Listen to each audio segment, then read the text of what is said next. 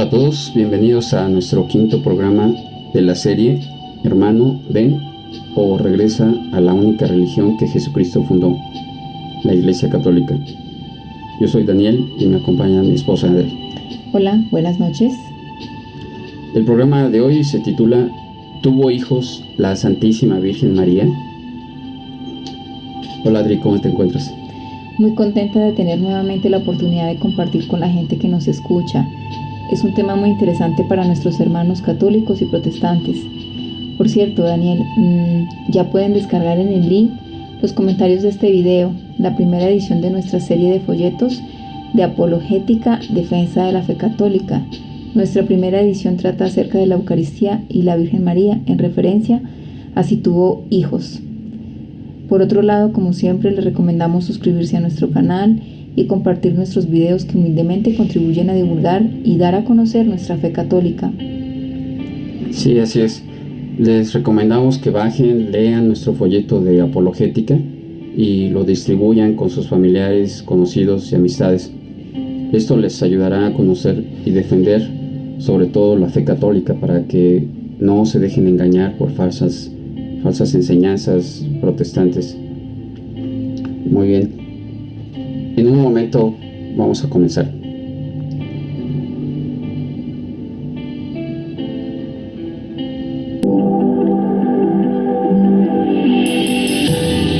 ¿Qué tal, amigos de Que Viva México? Bueno, pues María Martínez Gómez ha sido enviada con un mensaje tan importante a nuestra patria, que en este momento está combatiendo la cultura de la muerte, de la destrucción de la familia, María, y de la destrucción de la fe cristiana. Y estos días, María, hemos viajado, hemos estado en varios estados de la República, en varias ciudades, y tú has traído un mensaje de parte de Dios que tú misma has vivido. Soy María Martínez, vengo de Bilbao, es una ciudad pequeñita al norte de España, y vengo porque un día la Virgen de Guadalupe me dijo que le gustaría que conociera sus tierras mexicanas y a todos sus hijos. Estoy aquí porque el llamado que le urge a Dios y también le urge a nuestra Madre del Cielo, la Virgen de Guadalupe, implora y reclama a cada uno de sus hijos. Ya no es el tiempo de mirar para otro lado, ya no es el tiempo de no escuchar, ya no es el tiempo de la indiferencia. Llama a sus guerreros. Sabemos que no estamos preparados, pero confiamos en que es Dios el que nos prepara para esta batalla. Son tiempos en los que el mundo habita la impunidad del pecado y la tolerancia a la maldad ha crecido. Por eso habitamos en la cultura de la muerte, creyendo que vivimos y solo somos muertos y zombies arrastrando cadenas de Satanás cada día de nuestra vida.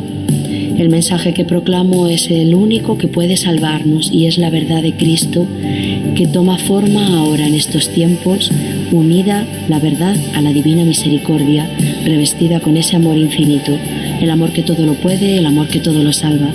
Guerreros de México, hombres y mujeres fuertes y valientes en el espíritu, caminemos, porque morir vamos a morir todos, pero es el momento de luchar por la libertad en la que habitó el corazón de nuestra Santísima Virgen María, y por eso pudo decir que sí al Señor.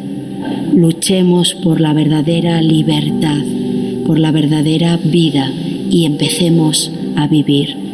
Es el tiempo de decir que sí, totalmente entregados al Señor Jesucristo, que Él ya dijo que sí una vez por cada uno de nosotros hace tiempo y lo sigue haciendo. Mirad a la cruz, mirad otra vez sus llagas, ved cómo sangra su divino, dulce y tierno corazón, el que tanto nos amó. Mirad, mirad y orad, orad, orad. Gracias. Pues sí, hermanos, es el tiempo de definirnos de qué lado estamos. Del lado de Cristo, de la verdad, de la vida, de lo que Él ha creado, la familia natural, la fe en cada corazón humano, o estamos del lado donde no está esa luz, donde no está esa verdad. Así es que el día de hoy, Cristo mismo te interpela y México quiere decirle que sí. Nosotros te decimos, conjuntamente con nuestro corazón, México, vuelve a Dios.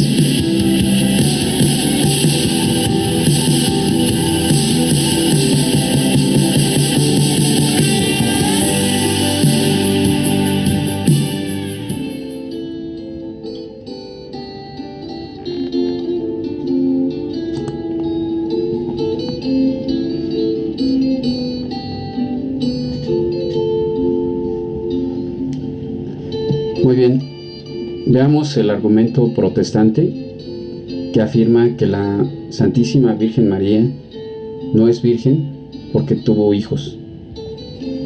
¿Sabes, Adri? Nuestros hermanos protestantes piensan que nosotros los católicos somos ignorantes acerca de las citas bíblicas en las que se mencionan a los hermanos de Jesús, poniendo entre comillas la palabra hermanos. Nuestros hermanos protestantes no saben que esos argumentos fueron refutados hace más de un milenio y más recientemente incluso por los reformadores protestantes.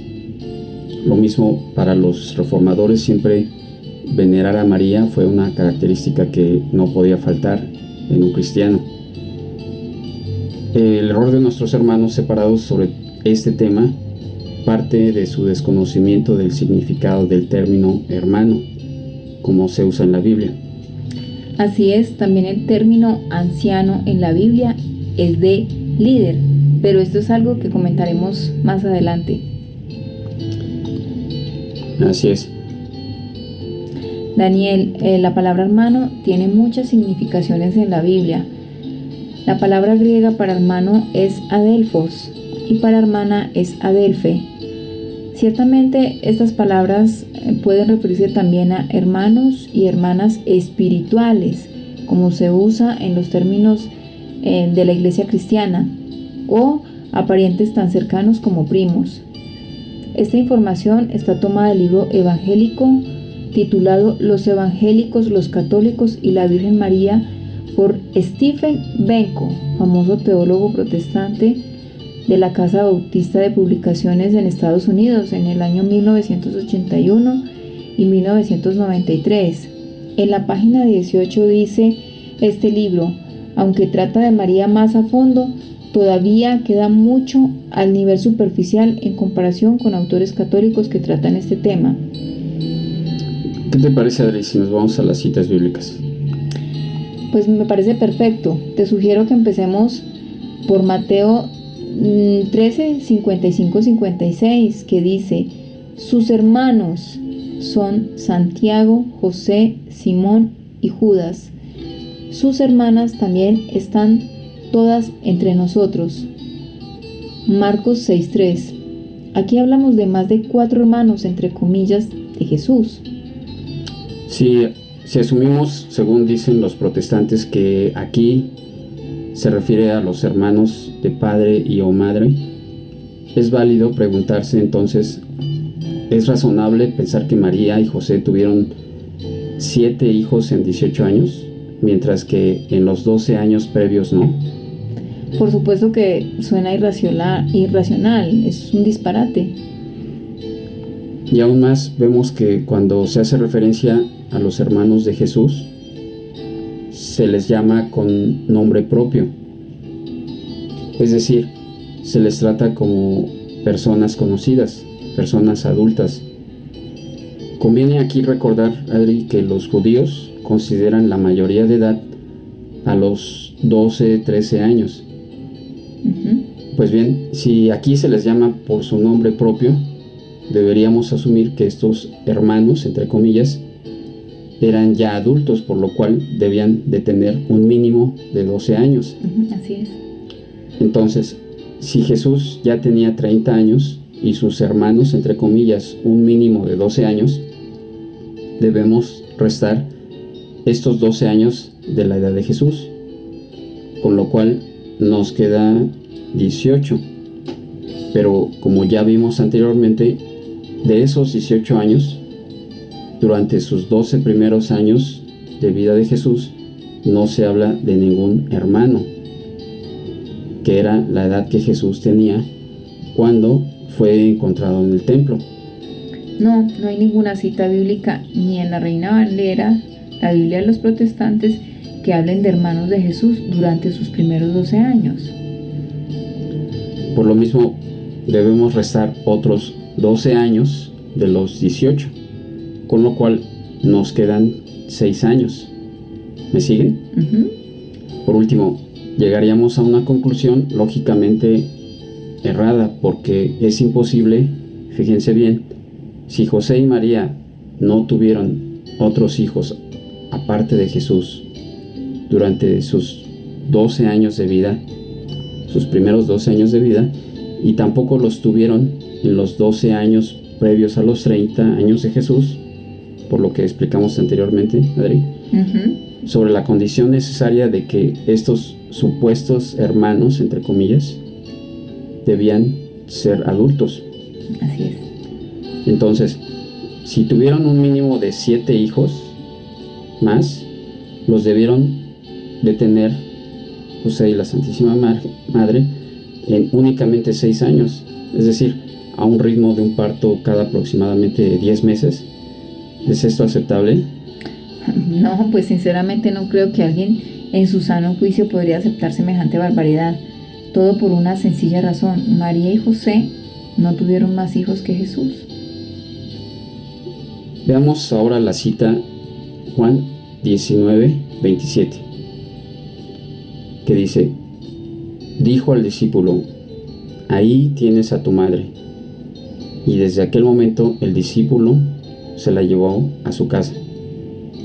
Por otro lado, para aclarar mejor el tema, veamos quiénes eran realmente estos hermanos de Jesús, utilizando lo que la misma palabra de Dios nos dice al respecto.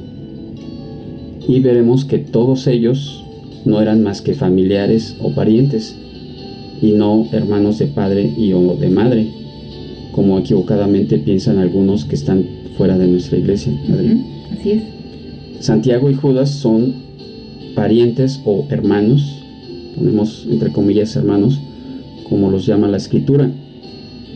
Incluso de Judas se dice en el libro de los Hechos que era hijo de Santiago, pero en el sentido bíblico sigue siendo su hermano, entre comillas. Ninguno de los dos, al comenzar sus cartas, se llama a sí mismo hermano de Jesús, sino más bien servidores de Cristo Jesús. Además, Judas mismo se reconoce como hermano, entre comillas, de Santiago al iniciar su carta. Ninguno de los dos se refiere a ser hermano de Jesús, en el sentido de ser hijos del mismo padre y o madre, por una sencilla razón: Jesús fue el único hijo de María. No debemos confundir a este Santiago, hijo de Alfeo, con Santiago, hermano de Juan, hijo de Zebedeo. Por otro lado, este Judas o Tadeo es diferente al Iscariote, al Judas Iscariote que traicionó a Jesús. Así es, Daniel. Veamos las siguientes citas bíblicas que muestran que Santiago es hijo de Alfeo, no de José. Lucas 6, 15, 16. Santiago, hijo de Alfeo, Judas, hermano de Santiago. Hechos 1, 13. Santiago, hijo de Alfeo, y Judas, hijo de Santiago. Santiago 1, 1, servidor. Santiago, servidor de Dios y de Cristo Jesús, el Señor. Judas 1. Judas, servidor de Jesucristo y hermano de Santiago. Tanto Santiago y Judas, hermanos de Jesús, entre comillas, son del grupo de los 12 apóstoles. Alguno podrá objetar que no existe prueba de que así sea, pero si revisamos lo que dice Pablo en una de sus cartas, concluiremos que efectivamente fueron del grupo de los 12, al menos Santiago. Así es, está en la siguiente cita bíblica. Gálatas 1:19. Pero no vi a ningún otro apóstol fuera de Santiago, hermano del Señor. Por último, vemos que Santiago, como José, otro hermano, entre comillas, del Señor, son hijos de la misma madre, María. Aquí se le llama Santiago el menor para diferenciarlo del otro Santiago, el mayor, hermano de Juan. Claro que sí, esto está indicado en Marcos 15:40, Mateo 25:56. María, madre de Santiago el menor y de José. Alguno que no se quiere convencer podría insistir que la María mencionada, que tú estás acabas de mencionar, Adri, es María, Madre de Jesús. Pero como vemos en la siguiente cita, Juan, el evangelista, la distingue de la Madre de Jesús, mencionándola a continuación y haciendo referencia que era pariente suya, debido a probablemente a lo cual sus hijos eran parientes o hermanos, entre comillas, de Jesús, hermanos espirituales, no de la carne. Así es, vamos a ver. Juan 19:25. María, mujer de Cleofás y hermana, entre comillas, de la Virgen María. Marcos 6:3. Es la madre de Santiago y José, que son los llamados hermanos de Jesús, entre comillas. Ok, vemos que aquí se mencionan dos Marías, Adri. Así es. La Santísima Virgen María y María, la mujer de Cleofás y hermana de la Santísima Virgen María. ¿Sí? Así como nos lo lee el texto bíblico. Daniel, tengo otra cita bíblica en la que vemos claramente el sentido bíblico de la palabra hermano, que no es el sentido carnal como los protestantes lo argumentan. En Hechos 1:12-15 dice: uno de aquellos días Pedro tomó la palabra en medio de los discípulos. Había allí como 120 personas y les dijo: hermanos, era necesario que se cumpliera la escritura, pues el Espíritu Santo había anunciado por boca de David lo que hizo Judas. Este hombre que siguió a los que prendieron a Jesús era uno de nuestro grupo y había sido llamado a compartir nuestro misterio común.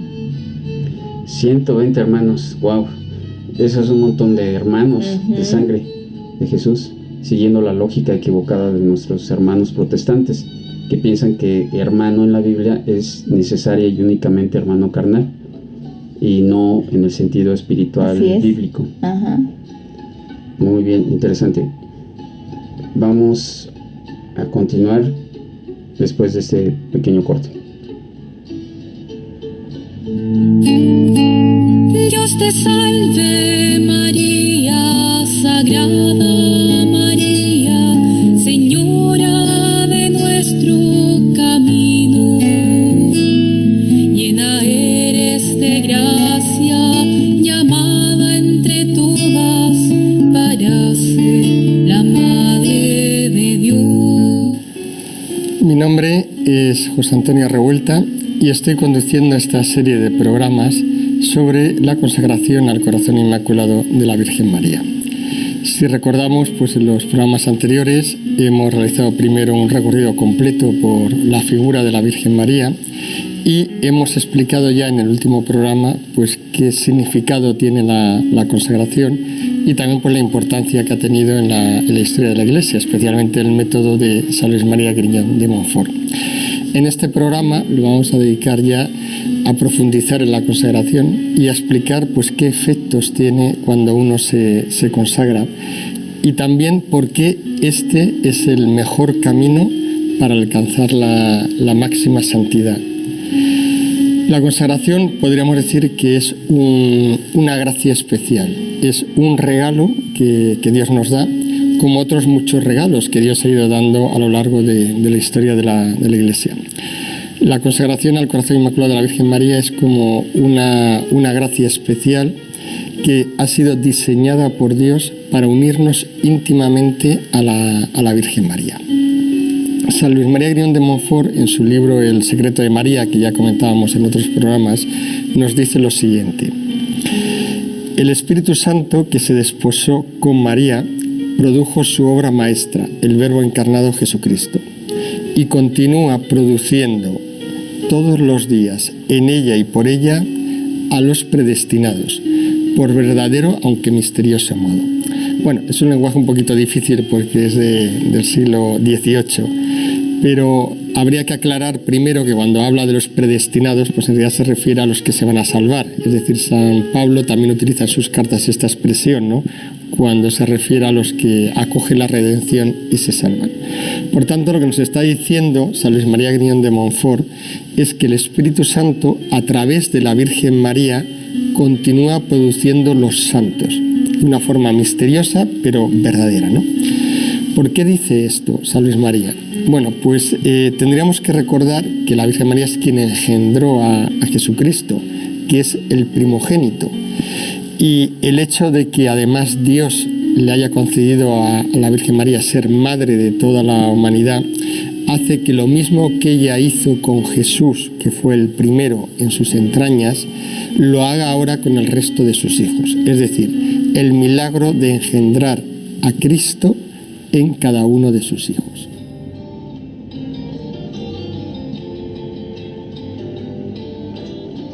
Adri, en el Antiguo Testamento vemos claramente cómo se usa en el sentido bíblico la palabra hermano. Hay un pasaje bíblico acerca de Lot en el que se le menciona como hermano de Abraham. Pero si han leído el Génesis, sabrán que Lot es sobrino de Abraham. Sin embargo, se le llama hermano, pero esto es en el sentido espiritual. Así ¿No es. así? Ajá. Aquí tengo la cita y se las voy a leer. Génesis 14:14. En cuanto oyó Abraham que los 4 jefes habían llevado prisionero a su hermano Lot. En Génesis 11:26-28, Terá a los 70 años fue padre de Abraham, Nahor y de Harán. Esta es la descendencia de Terá. Terá fue padre de Abraham, de Nahor y de Harán. Harán fue padre de Lot, o sea que Lot es sobrino de Abraham. También podemos ver en Génesis 13:8, Abraham le dice a Lot, somos hermanos. La cita completa dice así: así pues, Abraham le dijo a Lot, mira, es mejor que no haya pelea entre nosotros ni entre mis pastores y los tuyos, ya que somos hermanos. Así es, en el Antiguo Testamento se utiliza de igual forma la palabra hermano en lugar de primos. Así es. También en Levítico 10:4 dice, y llamó Moisés a Misael y a Elzafán, hijos de Uziel, tío de Aarón, y les dijo, acercaos y sacad vuestros hermanos del santuario fuera del campamento. Así es, Moisés le dijo hermanos a los hijos de Uziel. Y anteriormente en Génesis 14:14, que en esa parte que tú le dices, Adri, Abraham le llama hermano a Lot. Así es. Pero en Génesis 11:26-28, ahí vemos claramente que Lot es sobrino de Abraham. Sí. Porque es hijo de Harán y Harán es hermano de Abraham. Así es. Ok. Bueno, también en el segundo libro de Samuel, 19:12, se usa la palabra hermano para indicar miembros de la misma raza y el mismo pueblo. Vosotros sois mis hermanos. A Rebeca su madre le llama hermana en Génesis 24:55-60. Entonces el hermano y la madre de Rebeca contestaron, que la joven se quede todavía algunos días más con nosotros y después se irá. Pero él insistió, si Yahvé hizo que mi viaje tuviera éxito, ustedes ahora no me demoren y déjenme volver a la casa de mi patrón. Ellos le dijeron, llamemos entonces a la joven y pidámosle su parecer. Llamaron a Rebeca y le preguntaron, ¿quieres irte con este hombre? Contestó, sí, me voy.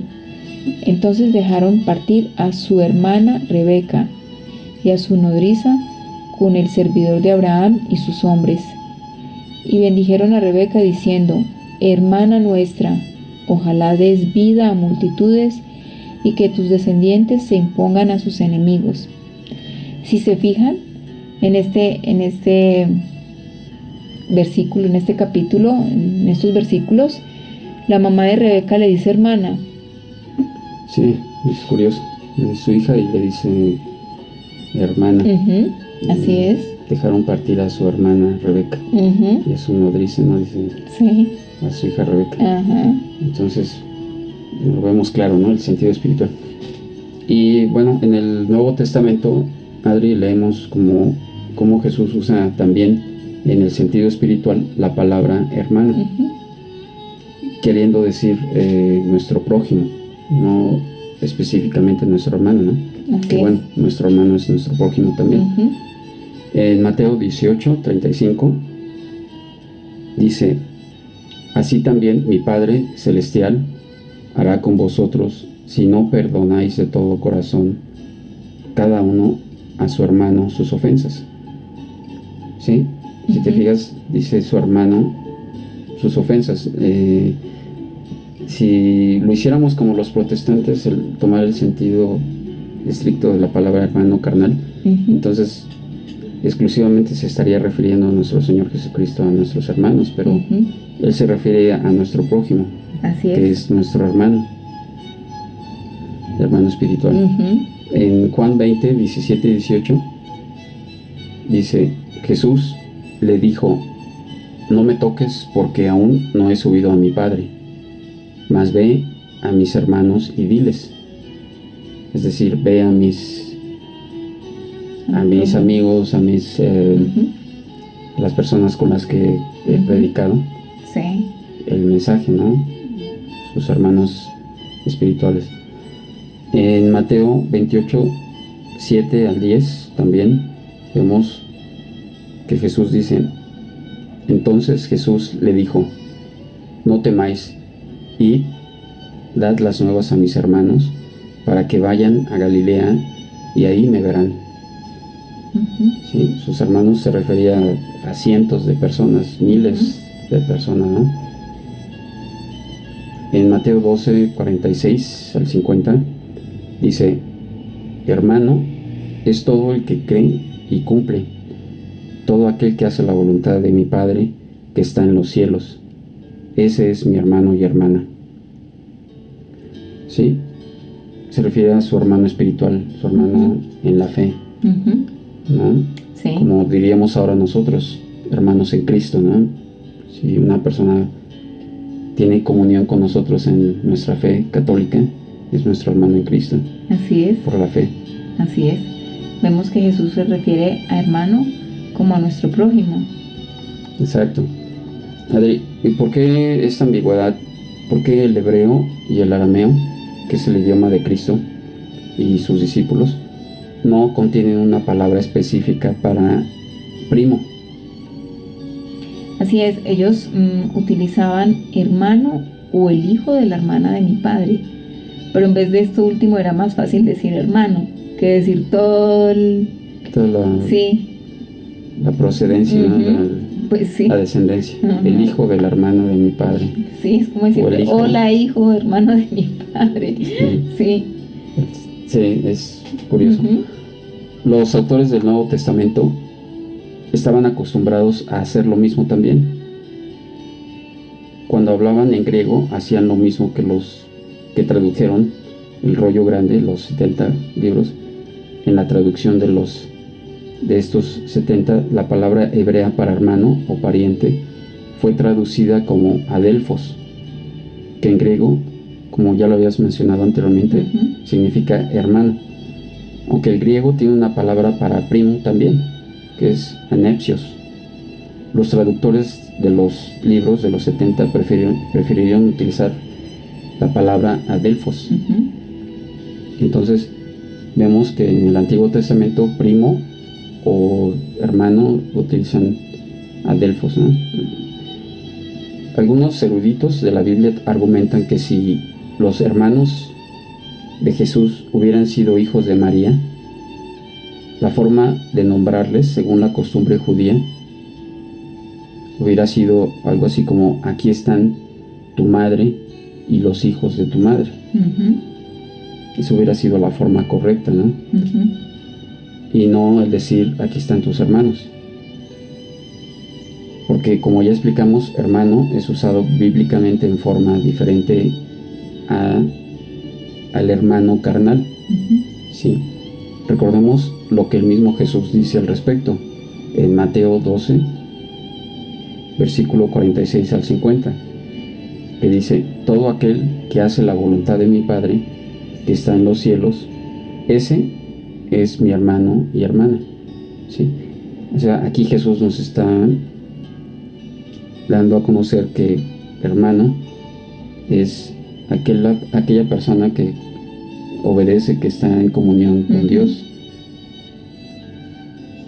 No alguien que físicamente, carnalmente es su hermano, ¿no? En Mateo 13:55 habla de los hermanos de Jesús. Dice que son Jacobo, José, Simón y Judas. Pero mirando otros lugares en la Biblia, vemos que estos hombres tuvieron otro padre carnal. ¿Qué te parece? Mientras que el padre de Jesús era, como bien sabemos, José el carpintero. Así es.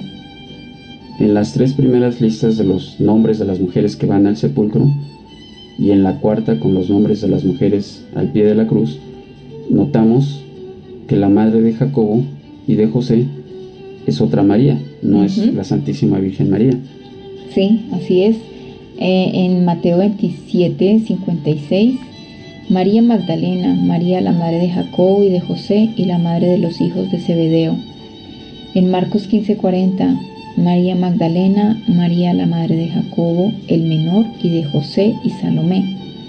En Juan 19:25, estaban junto a la cruz de Jesús su madre y la hermana de su madre, María, mujer de Cleofás, y María Magdalena. Así es. Es curioso, ¿no? Aquí hay 2 Marías. María Magdalena y María, la madre de Jacobo y de José.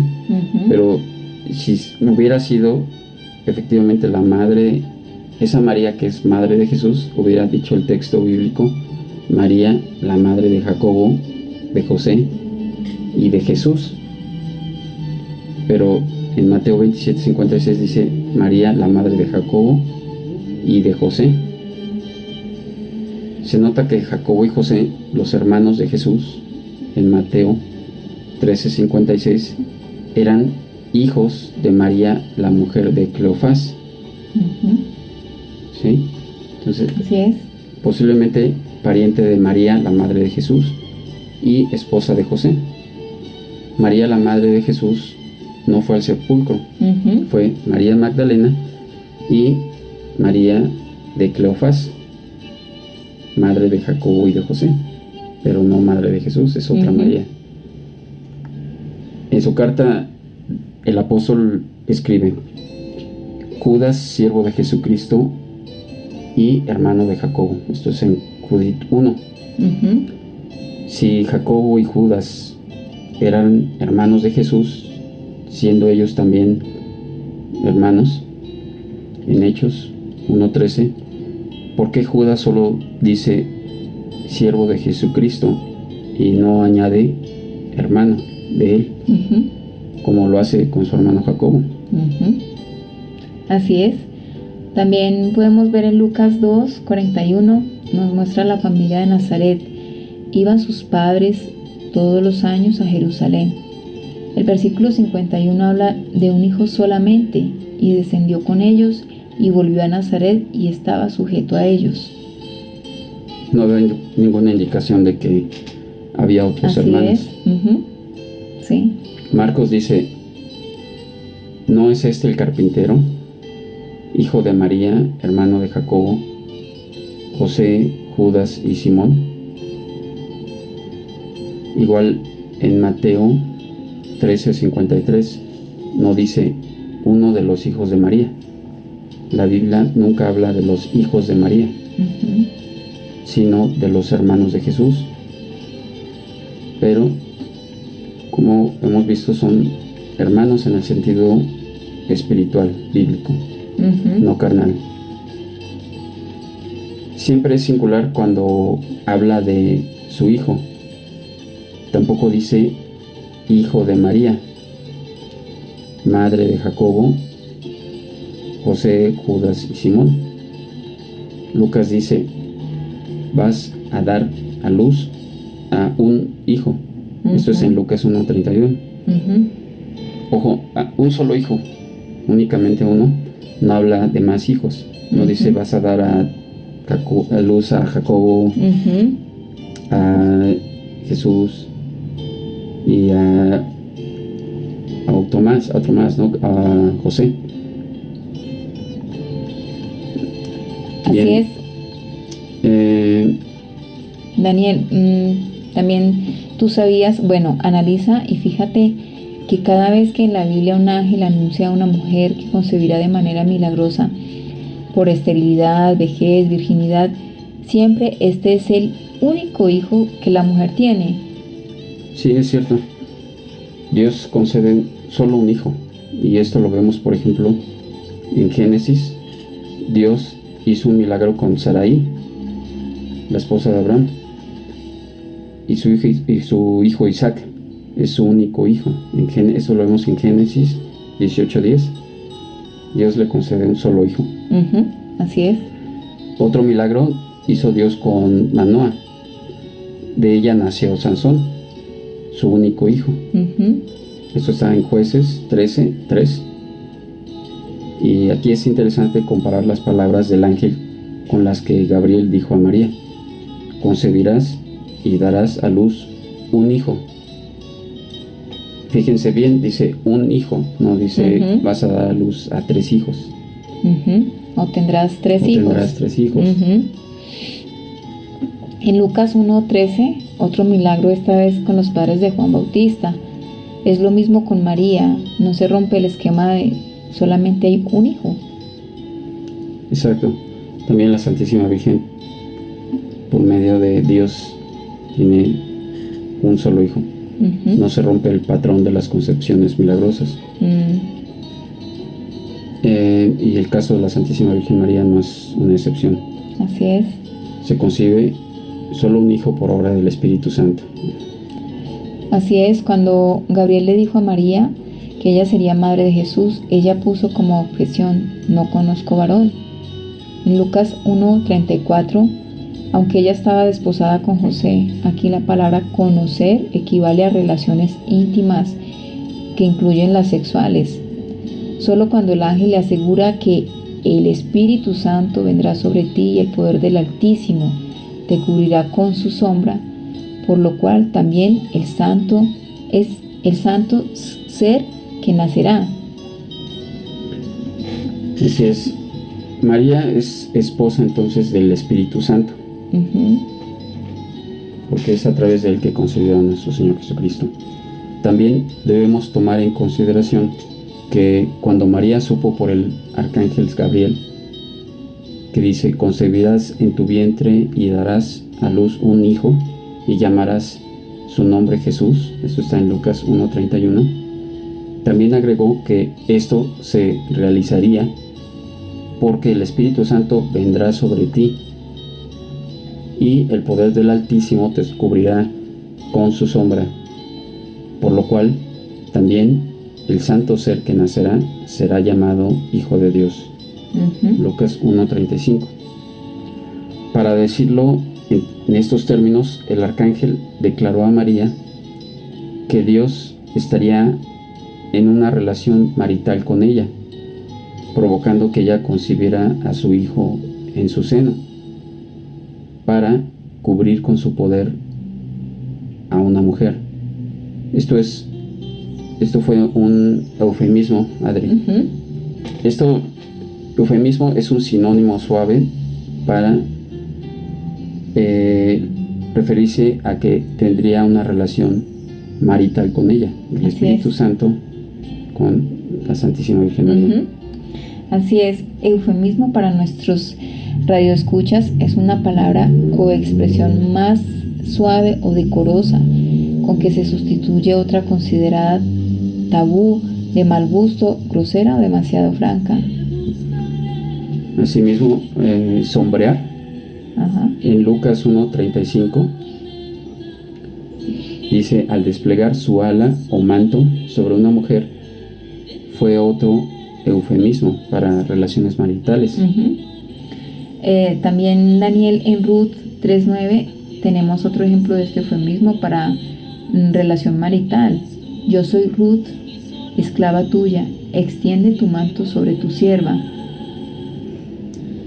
Entonces, Extender el manto de alguien, esto tiene una palabra en arameo.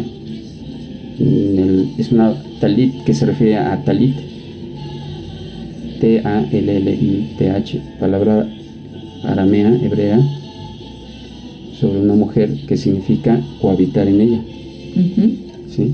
Entonces, claramente vemos que el Espíritu Santo es el esposo de la Santísima Virgen María y no José en el sentido carnal, como erróneamente creen los protestantes. Ujú. Creen que la Santísima Virgen María tuvo una relación carnal con José, su esposo. José ciertamente es esposo ante el mundo, en la tierra, es la figura del esposo, pero el Espíritu Santo realmente es el esposo de la Santísima Virgen María. Ujú. María entonces es prohibida a José, por lo que ya hemos explicado, ya que habiendo en sueños sido informado por un ángel sobre el embarazo de ella, de la Santísima Virgen María, y tal vez después por María acerca de las palabras que le pronunciara a ella el arcángel Gabriel en la Anunciación, José supo que Dios lo había escogido como esposo para María, como la figura ante el mundo. Ujú. Ella ahora le estaba prohibida de por vida, Adri. Así es. Y por el bien del niño y de María, él solamente podía vivir con ella en una relación absolutamente casta. Ujú. Sí, Que él estaba consciente que esa concepción era a través del Espíritu Santo. así No es. podía entrar en una relación que estaba prohibida con él. Sí. Sería adulterio realmente, Ujú. y con nada más y nada menos que con Dios, ¿no? Sí.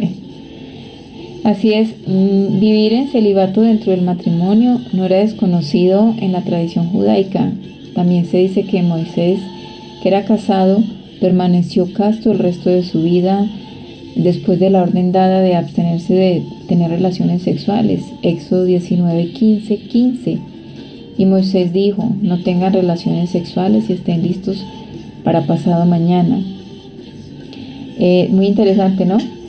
En preparación a los 70 ancianos, se abstuvieron más tarde de sus esposas y después de sus llamados, y así lo hicieron Eldad y Medad.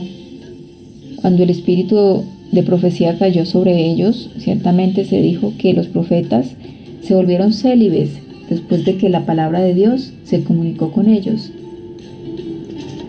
Sí, es interesante esto. Después de que Jesús se comunica directamente con profetas, con alguien, esa persona se vuelve célibe. Ujú. Así, de igual forma, José se mantuvo célibe después de que la palabra de Dios se le comunicó a él. Así. Ciertamente José no iba a cometer adulterio, como lo mencionamos, con la Santísima Virgen María, ya que es esposa del Espíritu Santo, Ujú. por medio de la cual concibe a nuestro Señor Jesucristo. Así es, José como custodio célibe, como receptor de la gran revelación que de que lo concebido en el seno de María era del Espíritu Santo, y que el niño por nacer pues estaba destinado a salvar a su pueblo de sus pecados. Entonces seguramente José por ello supo que fue llamado para cuidar a María y a su hijo el Mesías por el resto de su vida, siendo esto por lo que el ángel le dijo que tomara a María como su esposa, ¿no? Sí, así es. Bien, hermanos y hermanas en Cristo, aquí dejamos este programa referente al tema de María, si tuvo más hijos. Esperamos que haya contribuido a aclarar esta parte, y los invitamos a que investiguen y que lean más la palabra de Dios sobre este tema. Hay muchísimas citas bíblicas que demuestran que la palabra hermano no se usa en el sentido carnal en la Biblia, y en el tema de nuestra Santísima Madre, la Santísima Virgen María, no es la excepción, por lo que podemos confirmar que no tuvo más hijos la Santísima Virgen María. Fue un solo hijo, que es nuestro Señor Jesucristo, concebido por el Espíritu Santo. Como siempre, los invitamos a que se suscriban a nuestro canal y compartan con los demás nuestros videos, y sigan preparándose en el conocimiento de la palabra de Dios y realizando obras de caridad a los hermanos que necesitan algo de ustedes. no solamente en el sentido material, sino espiritual. Ujú. Que Dios Que Dios los los bendiga y la Santísima Virgen los acompañe.